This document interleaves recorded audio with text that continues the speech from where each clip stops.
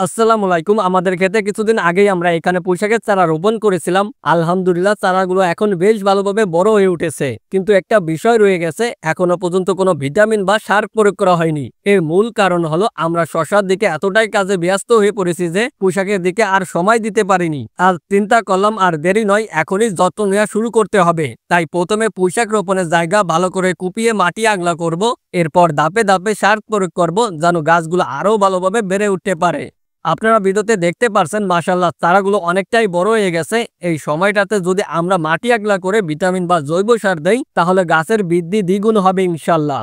আমাদের এই জমিটা একটু ফসলের চেয়ে এখানে আগাছা আর দুগলো বন বেশি গজায়, তাই আমাদের ক্ষেতে আগাছা পরিষ্কার করতে করতেই অনেকটা কষ্ট হয়। কিন্তু একটা কথা মনে রাখতে হয়, কষ্টের পরেই তো সুখ আসে।